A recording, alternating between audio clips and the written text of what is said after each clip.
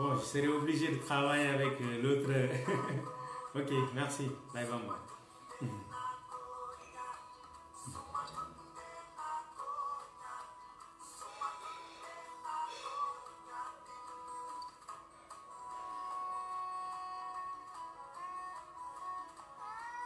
Bonsoir, bonsoir mes chers, bonsoir monsieur Pramé. Euh, oui, monsieur Dramé, il partage bien. Bonsoir mon frère Ibrahim Ndiaye. Bonsoir.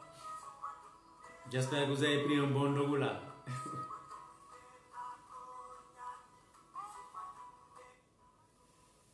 Bonsoir professeur. Serine Dien, bonsoir. Serine Dien de Ikaji, je pense. Hein? Bonsoir Serine Dien. Oui, ravi de te voir. Dramé Khalifa. Et encore félicitations aussi pour l'excellent travail de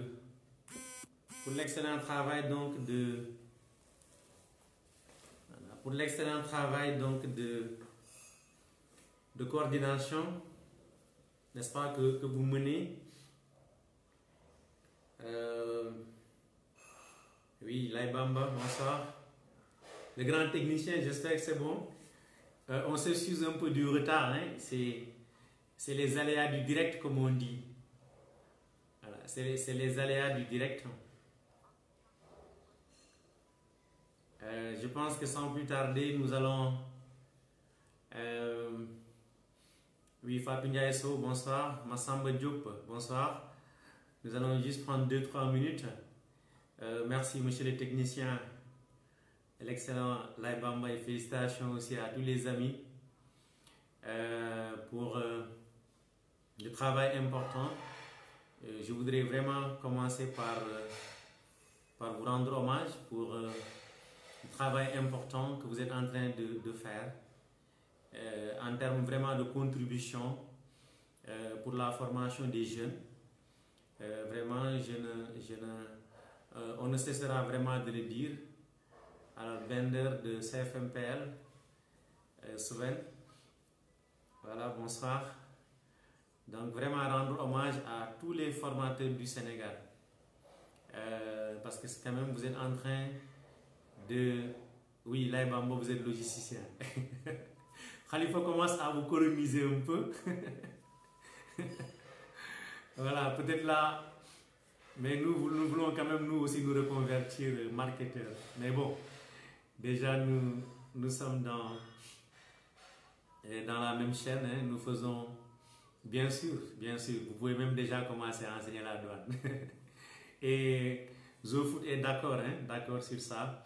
Et je voudrais aussi m'excuser aussi à l'endroit de tous les followers. On avait prévu de démarrer, en fait, de faire le live aujourd'hui à 17h, mais pour des contraintes, j'en avais parlé aussi au coordonnateur. Voilà, pour des contraintes qui sont plus ou moins indépendantes à notre volonté, nous n'avons pas pu respecter le rendez-vous, comme le fait régulièrement le grand doyen Moujtaba Khan, voilà, que je salue de passage. Voilà, donc effectivement, voilà, c'est vrai, c'est le multimodal. Hein? Donc on essaie à chaque fois donc de réguler. Quelque part, vraiment pour faire le direct, quoi, pour ne pas vraiment rater le rendez-vous du mardi. Et on se suit également pour le branding. Hein. Khalifa a bien traité les Incoterms, mais nous sommes toujours sur la même chaîne. Donc moi, depuis le début, donc, je travaille sur les questions liées à la douane. Donc voilà, et je félicite les amis. Khalifa, vraiment pour les questions-réponses. Ça a été très intéressant et très instructif. Et je pense que tous les logisticiens, tous les étudiants ont beaucoup appris. Parce que nous sommes dans un domaine, disons, assez large, n'est-ce pas, et qui mérite vraiment à chaque fois, n'est-ce pas, qu'il y ait des échanges pour aider en fait tout le monde à évoluer. Bon, je pense qu'on va essayer peut-être très rapidement, hein, en maximum 35 minutes 40. Compte tenu déjà du retard que nous avons accusé. pour ne pas en tout cas prendre de votre temps.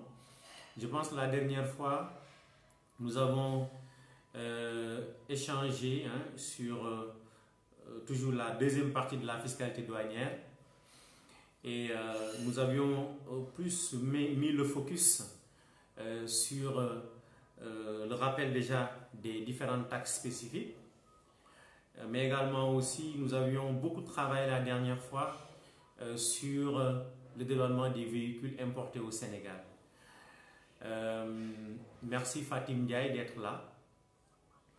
Donc nous avions en tout cas beaucoup insisté sur le développement des véhicules importés au Sénégal, en insistant beaucoup sur la détermination de la valeur, pour quand même c'est ce qui avait plus ou moins, c'est ce qui nous avait en tout cas pris en coup la dernière fois.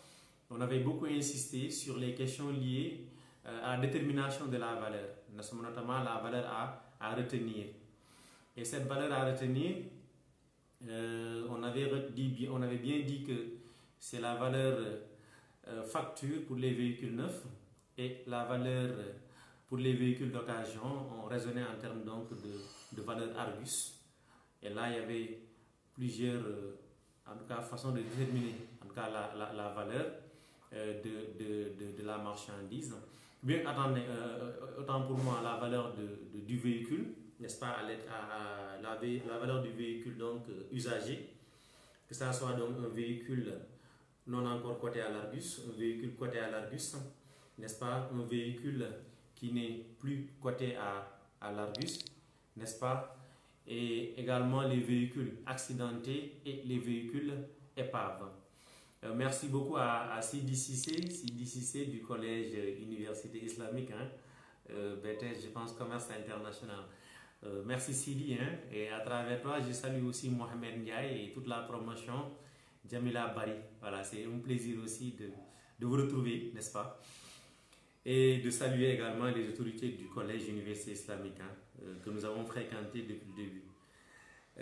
Voilà, donc aujourd'hui, je voudrais vraiment mettre le focus sur la fiscalité UEMOA-CEDEAO.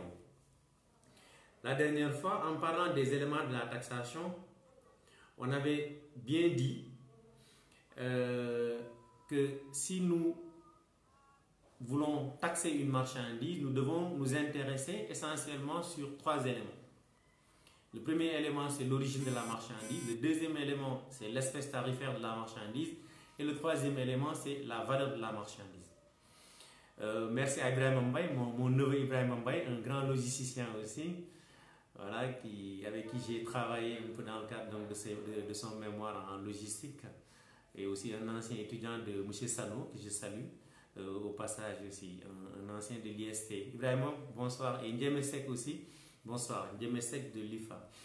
Alors, donc là maintenant, l'origine, comme j'avais dit, nous permet de déterminer la fiscalité douanière applicable. La dernière fois, nous avions beaucoup parlé de la fiscalité de droit commun. Quand est-ce qu'on applique la fiscalité de droit commun? C'est quand nous avons importé la marchandise d'un pays tiers. D'accord? Un pays tiers étant un pays non membre de la CEDEAO. Donc ça, c'est quand nous avons un produit importé d'un pays tiers. On applique donc la fiscalité de droit commun. C'est là où on applique généralement l'ensemble des taxes. Donc, allant du droit de douane, en passant par la redevance statistique, la TVA, le PCS-PCG, éventuellement le Conseil sénégalais des chargeurs. Mais là où nous allons maintenant aujourd'hui mettre le focus, c'est sur la fiscalité UEMOA-CEDEAO. Quand nous avons importé une marchandise d'un pays membre de l'UEMOA ou de la CEDEAO, là maintenant on applique ce qu'on appelle la fiscalité de faveur. Entre la fiscalité UEMOA et de CEDEAO, on l'appelle également fiscalité de faveur. On peut également l'appeler tarif préférentiel. Voilà, c'est l'occasion aussi pour moi de saluer un brillant spécialiste des questions douanières, en l'occurrence M. Makhtar Thiam, vraiment que je salue, et qui est aujourd'hui confiné à Bambey, à Bambey qu'il aime bien, quelqu'un que nous respectons beaucoup, pour avoir en tout cas beaucoup contribué aux travaux scientifiques, n'est-ce pas, vraiment liés aux questions douanières. Vraiment, mes respects, M. Thiam, pour le travail important que vous faites, également aussi pour l'approche assez scientifique vraiment que vous développez en matière douanière. Pape Babacar Ndiaye, merci d'être là à chaque fois et nos encouragements aussi. Alors, donc ici, si j'ai importé une marchandise d'un pays de l'UEMOA et de la CEDEAO, j'applique ce qu'on appelle la fiscalité de faveur ou tarif préférentiel.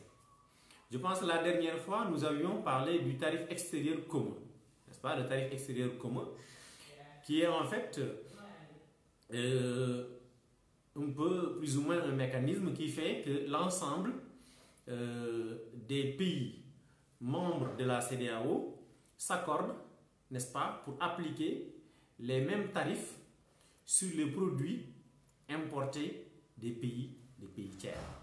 C'est important. Peut-être que là, nous allons un peu rappeler déjà l'architecture donc du tarif extérieur commun.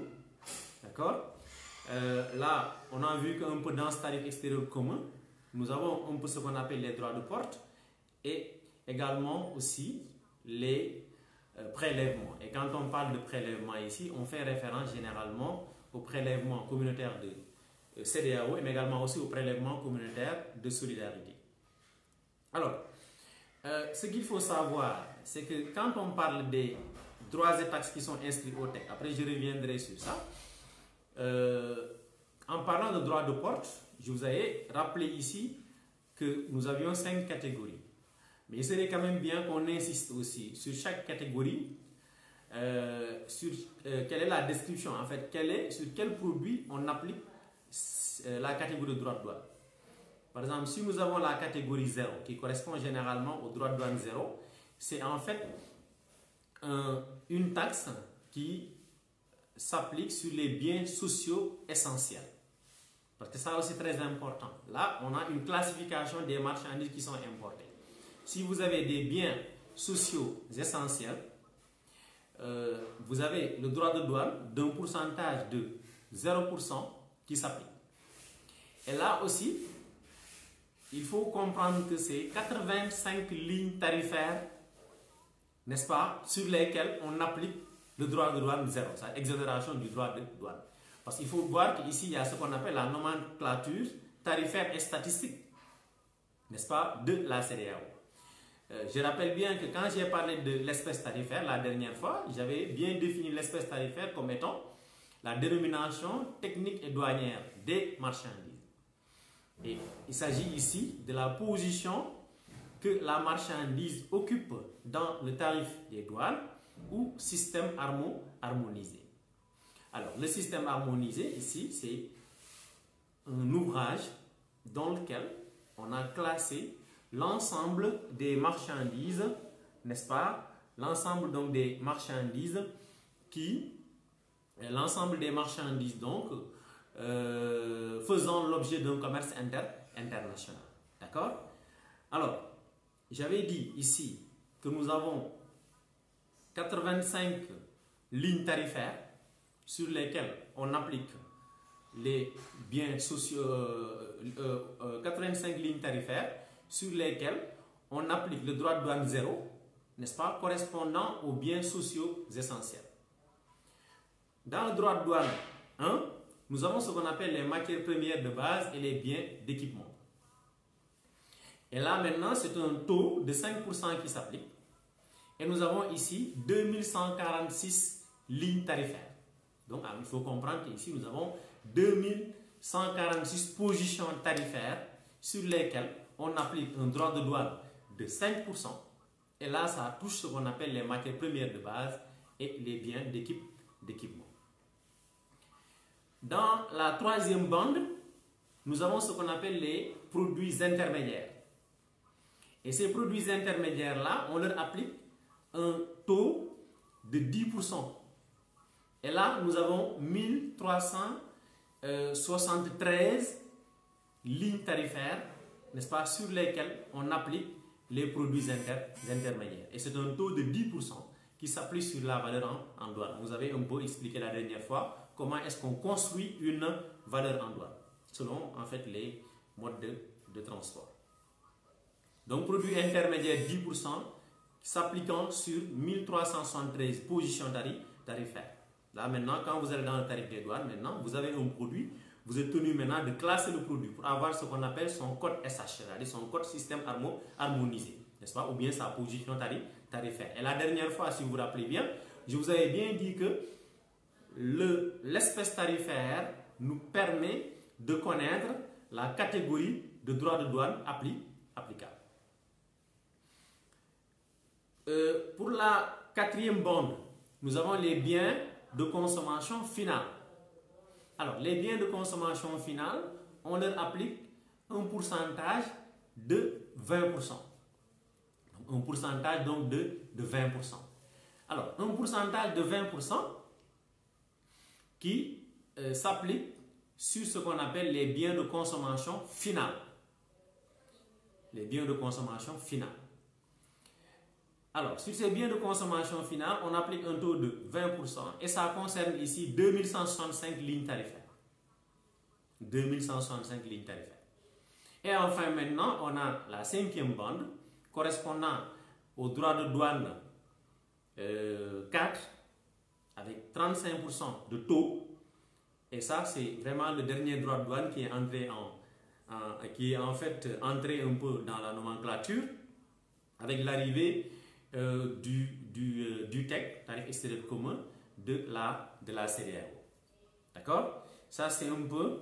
Voilà, donc là, on salue également, oui, Djenaba Sall, oui, merci d'être là. Voilà, vous avez un peu, oui, Sidi, voilà, Sidi, merci aussi d'être là. Ok, voilà, merci Sidi. Alors, donc, les biens, là maintenant, le droit de douane 4 s'applique sur ce qu'on appelle les biens spécifiques pour le développement économique. Il y en a qui disent un peu les produits spécifiques ayant un caractère économique. Donc, les biens spécifiques pour le développement économique. Donc là, il y a une liste limitative de produits, n'est-ce pas, qui sont considérés comme étant des biens spécifiques pour le développement économique. Et là, on leur applique ici un taux de 35%. Et ce taux de 35% maintenant, concernant les biens spécifiques pour le développement économique, DD 4,35%, ça concerne ici 130 lignes tarifaires. Voilà, ça c'est un peu pour expliquer un peu le droit de douane, n'est-ce pas, en tant que droit de port. Comment est-ce qu'on a essayé un peu de catégoriser les produits. Maintenant, plus en fait le produit quelque peu est de nécessité, moins c'est taxé. Voilà. Donc si on a avant son importation, quelque part aussi, on a, parce que le fait déjà aujourd'hui d'importer un produit, ça veut dire qu'on est en train d'enrichir quelque part des fabricants étrangers. Raison pour laquelle aussi, il est important aussi pour que l'État puisse plus ou moins appliquer des taxes importantes autant pour nous, bien des taxes d'un taux important. Donc pour le récap ici, dans la catégorie 0, c'est 98 lignes tarifaires. Catégorie 1, vous avez 22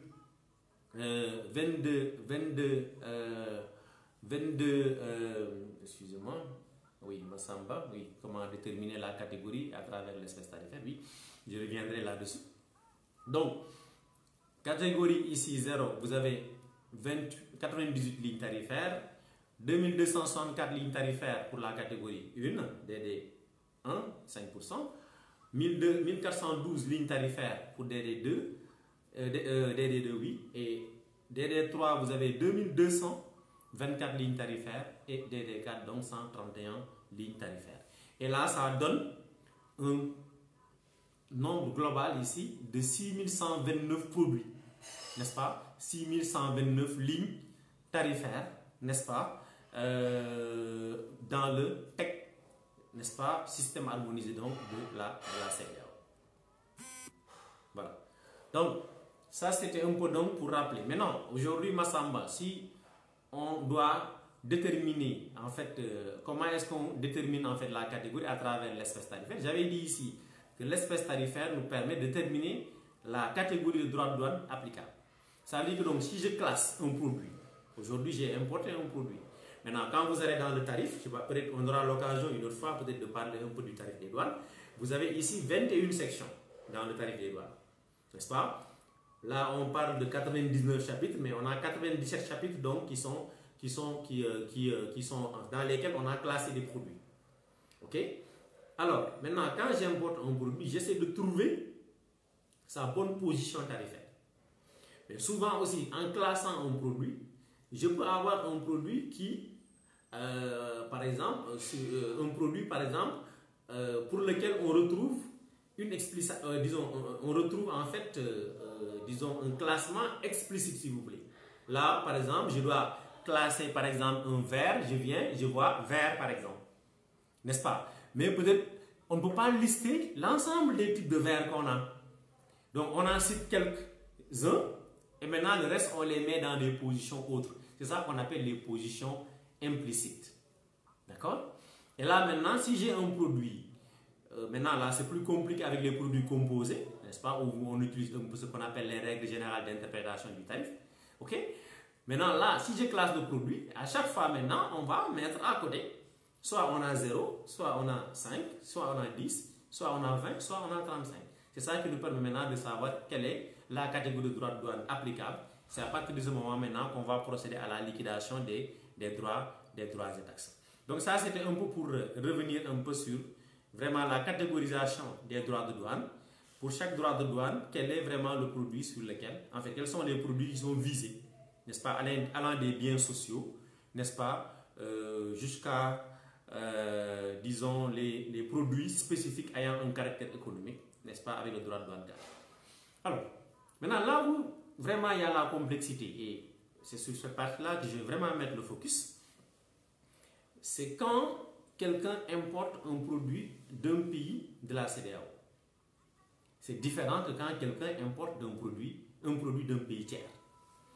Alors, quand quelqu'un importe un produit de la CEDEAO, avant de savoir exactement qu'est-ce qu'on applique comme taxe, il faut d'abord catégoriser le produit.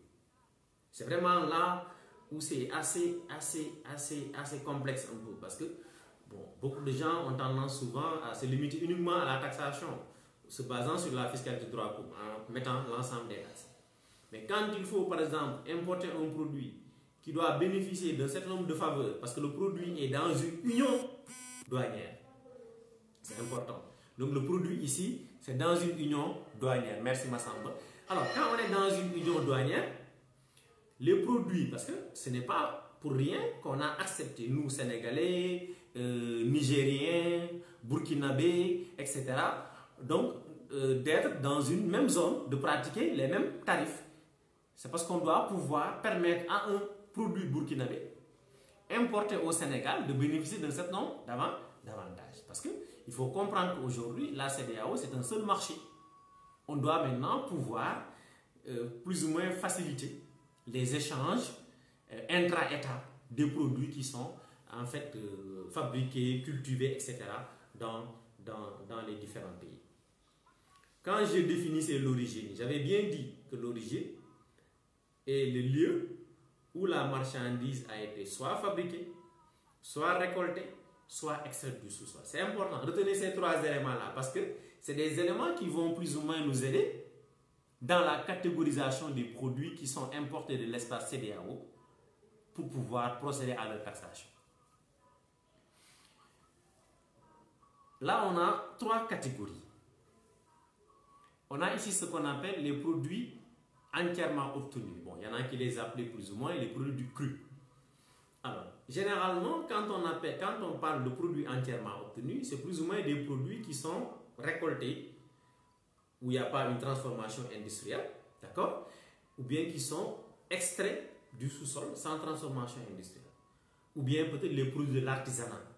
Généralement, on cite un peu les produits de l'agriculture, les produits de la pêche, les produits de la chasse, les minerais, n'est-ce pas? Voilà, ces types de produits-là, c'est ça généralement qu'on appelle les produits entièrement obtenus, PEO. Donc ça, c'est la première catégorie. La deuxième catégorie ici, c'est ce qu'on appelle les produits industriels. Avant, on utilisait le terme produit industriel, mais maintenant, on raisonne plus en termes de produits ouvrés ou transformés de manière suffisante. Les POTS, que j'appelle souvent les POTS. Produits ouvrés ou transformés de manière suffisante. Maintenant, là, il va falloir faire attention. Quand on est dans les produits ouvrés ou transformés, pourquoi on dit de manière suffisante? Est-ce que réellement on a mis suffisamment de matières premières dans la production du bien,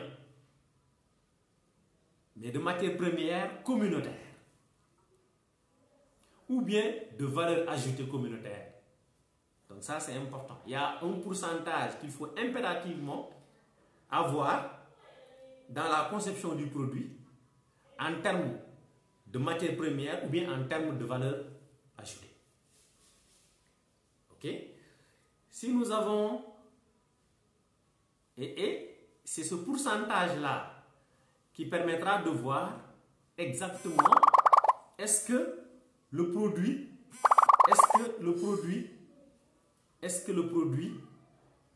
sera ouvré ou autant, excusez-moi un peu, c'est une interférence là.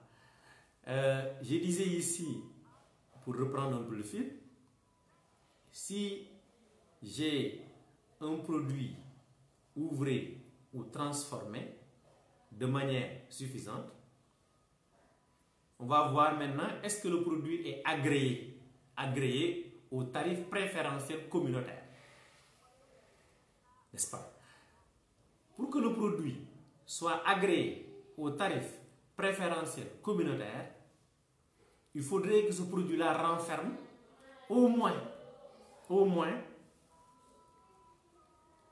60% de matières premières communautaires ou 40% de valeur ajoutée communautaire.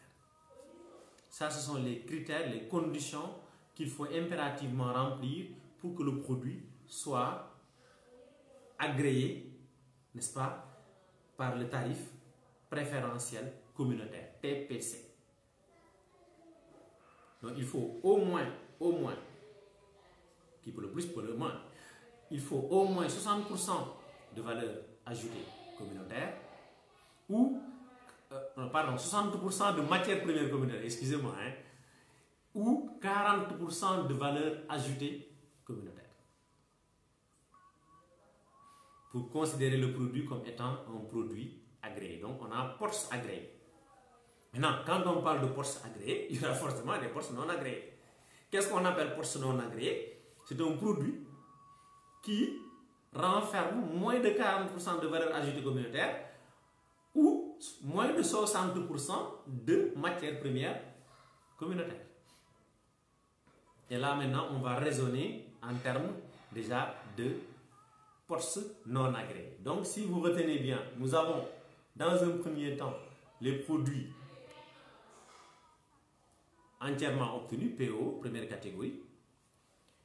Après, nous avons les produits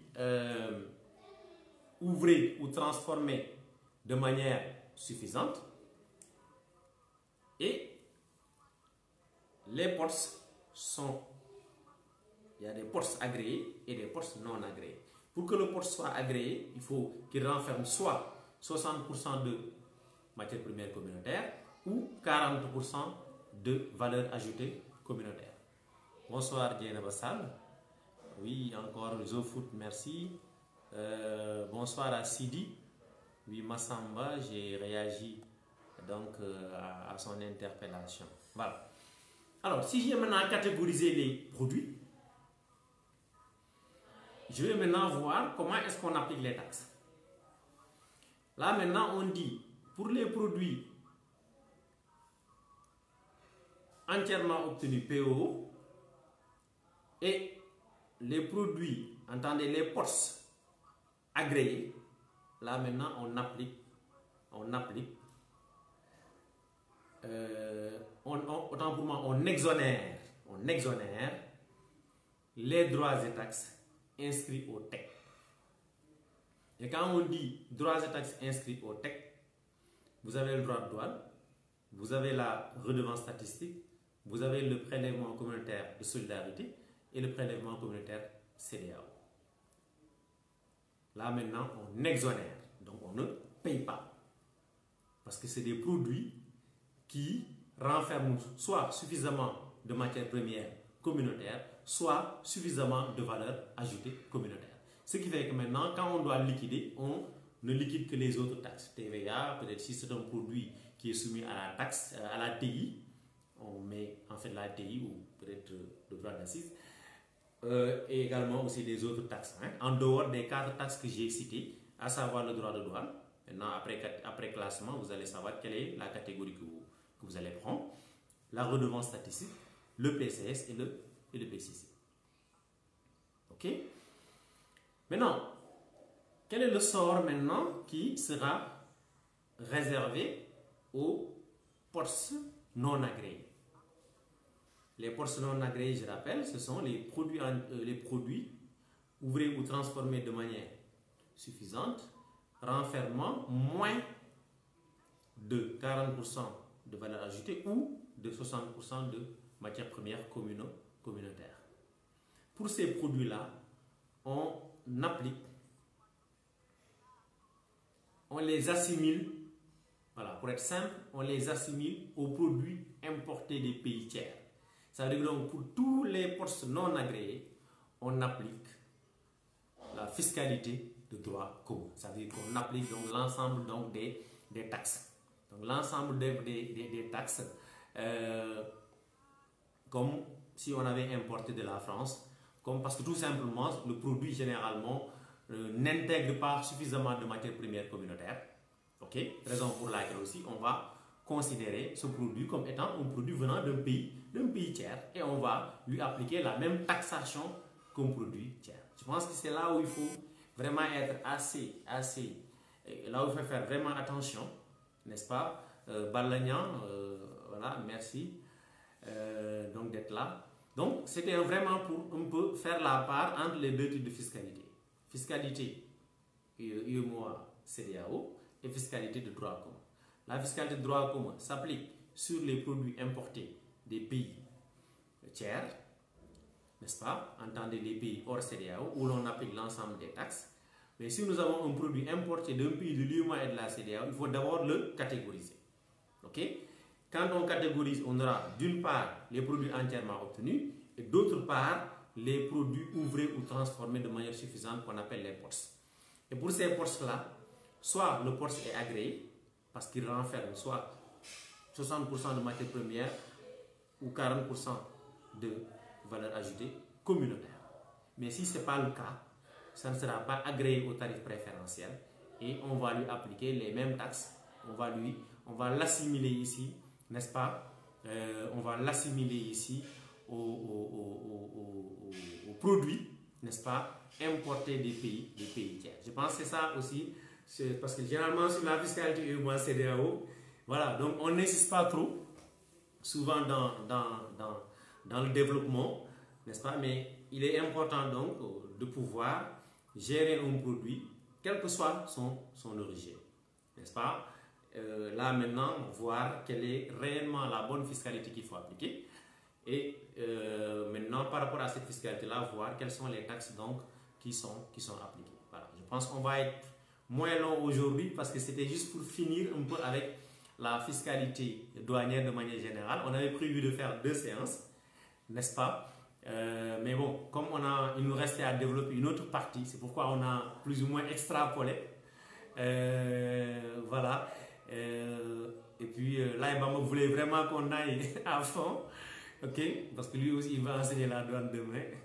Et voilà, donc c'était en fait pour vraiment insister sur cette partie fiscalité. Maintenant, Massamba me demande de revenir sur le prélèvement BIC et sur la TI. Merci Massamba pour cette interpellation.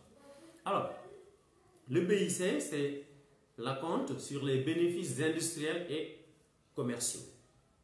Alors, quand on parle d'acompte sur les bénéfices industriels et commerciaux, je dis souvent que le BIC, plus ou moins, c'est une reformulation de la taxe d'égalisation. Bon, maintenant, peut-être que les nouvelles générations n'ont pas eu l'occasion de liquider avec la taxe d'égalisation. Avant, il y avait une taxe d'égalisation qui s'appliquait. Je pense que c'est une taxe qui a été supprimée, je pense, vers 2005 ou 2007, hein, quelque chose comme ça. En tout cas, la taxe d'égalisation, elle a été supprimée. Avant, on avait une taxe qu'on appelait la taxe d'égalisation, TE, qui avait la même base que la TVA et qui était appliquée sur les importations faites par des personnes physiques commerçantes. Maintenant, moi je me dis que quelque peu, le BIC, c'est plus ou moins un peu une taxe d'égalisation qui est ressuscitée. Voilà. Et le BIC maintenant, à compte sur les bénéfices industriels et commerciaux, s'applique sur les importations des personnes physiques commerçantes non immatriculées au centre des grandes entreprises de la Direction générale des impôts et domaines. Ok? Parce que là, nous avons ce qu'on appelle le CGE, Centre des grandes entreprises. Là, on a un peu ce qu'on appelle les grands comptes. Quelque peu aussi, bon, derrière aussi, l'État voudrait au moins que tous ces importateurs-là, qui ne payent pas suffisamment de taxes aussi, peut-être que là, M. Chimerwad, qui développe bien la partie fiscalité, pourrait peut-être revenir là-dessus, et qui ne payent pas suffisamment un peu d'impôts, qu'on puisse, au moment de leur importation, en profiter pour plus ou moins, voilà, frapper un peu. Et c'est pourquoi ici on dit que déjà c'est une avance, n'est-ce pas, un acompte, n'est-ce pas, sur les bénéfices industriels et commerciaux. Donc c'est plus ou moins donc une avance donc sur les impôts. Maintenant, le BIC a pour base taxable donc la valeur en douane, majorité du droit de douane et de la redevance statistique, et son taux ad valorem est de 3%. Voilà. Son taux donc est ad valorem et son taux est de 3%. Alors, j'avais bien rappelé ici que quand on taxe les produits, on fait la part entre une taxation ad valorem et une taxation spécifique. D'accord? Une taxation, elle est dite ad valorem lorsqu'on applique un taux sur une valeur. Ad valorem. À l'opposé, vous avez une taxation spécifique. Et une taxation est dite spécifique quand on applique un montant sur une unité physique ou matérielle. C'est le cas du prélèvement du fonds pastoral où on applique 100 francs par kilogramme, n'est-ce pas, pour les viandes des espèces ovines, bovines et pour la volaille. À côté maintenant, vous avez ici, par exemple, pour les viandes des espèces porcines, là on applique 50 francs par kilogramme net. Donc ça c'est un peu dans le cas, donc, la taxation spécifique à l'opposé, n'est-ce pas, de la taxation ad valorem. Je pense que Massamba, j'ai essayé un peu de répondre à vos questions. Merci à Balagnan. Voilà, c'est l'occasion vraiment de remercier, parce qu'on a accusé plus ou moins un retard pour le démarrage donc, de ce live. Peut-être que les autres pourront, en tout cas, auront l'occasion de revoir en fait la vidéo. Oui, je voudrais également saluer Boubacar Diallo de l'Institut de gestion et d'informatique. Merci Boubacar d'être là. Un jeune quand même vraiment qui fait des efforts dans la recherche en logistique de manière générale. Donc voilà, mes encouragements donc Boubacar, Laïbamba le logisticien. Voilà, Souven, merci. Merci beaucoup également à ZooFoot. Voilà, pour l'excellent travail que vous êtes en train donc de faire, n'est-ce pas? Donc là, nous saluons vraiment tout le monde.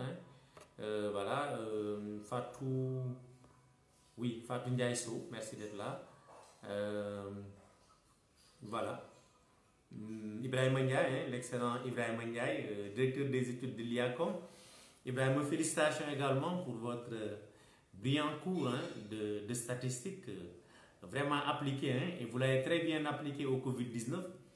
Et c'est juste pour dire que aussi la gestion de cette crise, en tout cas, demande vraiment l'intégration, en tout cas, de tous les spécialistes, n'est-ce pas?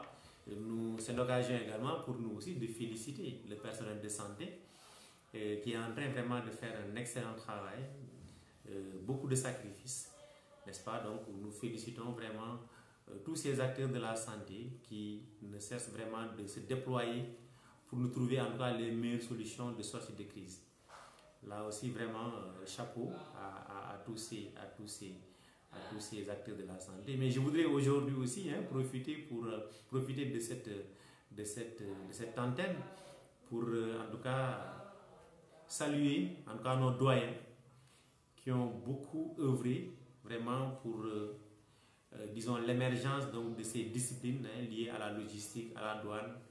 Je veux nommer le doyen Ousmane Sissé, vraiment notre excellent président du jury du BTS Transport Logistique qui a vraiment marqué cet examen, n'est-ce pas?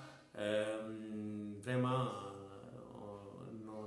nos respects, monsieur Sissé, pour avoir vraiment beaucoup œuvré un peu à l'éclosion vraiment de cette merveilleuse discipline qui est la logistique et ainsi que aussi ses démembrements. Donc nous voudrions également saluer aussi nos doyens qui nous ont beaucoup aidés et qui nous ont beaucoup encadrés dans ce que nous faisons. Je veux nommer M. Conté de l'ISMEC, un grand que nous respectons beaucoup, n'est-ce pas, et qui a beaucoup vraiment contribué aussi à la formation en cas de beaucoup de générations, d'accord. Et puis on a une pensée pieuse aussi à un excellent formateur, peut-être que beaucoup de jeunes n'ont pas eu à connaître, pour avoir en tout cas vraiment quitté la vie si tôt. Je veux vraiment nommer le doyen Alfousseni Sambou, qui fut un excellent professeur de droit douanier, n'est-ce pas? Alfousseni Sambou, vraiment, qui a beaucoup fait. Peut-être qu'il y a des générations qui l'ont connu. Un homme quand même, en tout cas je profite de ce mois de Ramadan pour prier pour lui, n'est-ce pas? Également prier pour tous ces encadreurs-là qui nous ont précédés. Voilà, et aujourd'hui qui se retrouve donc de l'autre côté. Le doyen ici, on ne cessera vraiment de nous rappeler de lui et de prier. Vraiment, c'est vraiment l'occasion pour nous de prier pour tous ces doyens qui ont beaucoup fait pour la formation au Sénégal et qui méritent vraiment un grand respect.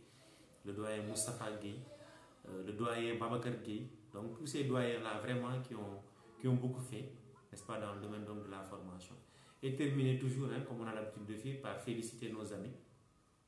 Ibrahima Ndiaye statistique, Ibrahima Ndiaye logistique, n'est-ce pas? Khalifa, l'excellent Khalifa, vraiment nous prions pour toi et nous t'encourageons pour les efforts importants et vraiment tous les intervenants, les grands spécialistes de Marketing TV, et mention spéciale à notre doyen aussi Moujtaba Khan. Voilà, le Oustaz, on a bien suivi le cours, Masha'Allah. En tout cas, on encourage ces efforts importants que vous êtes en train de faire à l'endroit de tous les jeunes. Et toujours, on ne cessera d'encourager les Bamba pour les efforts vraiment qu'il est en train de déployer avec beaucoup de générosité, vraiment. Et ça aussi, c'est toujours important pour nous, n'est-ce pas, de rappeler ça, n'est-ce pas? Fatim Ndiaye, oui, bonsoir. Ndiemesek aussi. Pape Babacar, vous avez été nombreux un peu. Diana Sall, voilà. Ok, voilà. Sidi Cissé, voilà. Donc, merci Sidi pour les encouragements. Massamba, oui, j'ai répondu. Ok, d'accord. Oui, je suis revenu sur le Balla. Oui, Boubacar Diallo, oui, c'est un plaisir. Et à travers toi aussi, je salue tous les étudiants de l'Institut de gestion et d'informatique, mais également aussi tous les étudiants de l'Institut africain, n'est-ce pas, de commerce et de marketing, l'IACOM. D'accord? Voilà, je pense que c'est important. Fatou peut-être, oui, a parlé des exonérations. Oui, les exonérations, c'est en fait des droits de douane, si vous voulez, des droits et taxes inscrits au TEC rapidement. C'est un peu pour tous les produits en fait entièrement obtenus, mais également aussi les produits ouvrés ou transformés de manière suffisante. Ok, c'est-à-dire renfermant soit 60% de matières premières ou 40% de valeur ajoutée communautaire. Voilà. Massamba réclame un thème sur les régimes douaniers. Inch'Allah, nous allons revenir dans les détails sur les régimes, mais nous allons peut-être prendre des régimes, surtout les régimes économiques, et nous allons beaucoup insister là-dessus. Merci aussi à Ndiemesek, merci Khalifa. Voilà, nous aussi c'est toujours un plaisir également de suivre le travail important que vous êtes en train de faire. Voilà, merci infiniment, comme vous l'avez dit, à tout le monde. Et voilà, donc il est 20h30 et on avait vraiment intervenu entre 21h30 pour moi, entre 20h30 et 21h30. Donc voilà, et je sais que l'Aïbamba, déjà, après avoir gêné, souvent, voilà, il ne pense qu'à son debout. Donc c'est là où je vais vraiment vous quitter et vous donner rendez-vous très prochainement sur un autre numéro, n'est-ce pas, en relation avec les techniques douanières. Bonsoir à tous et voilà, passez une excellente soirée. Au revoir.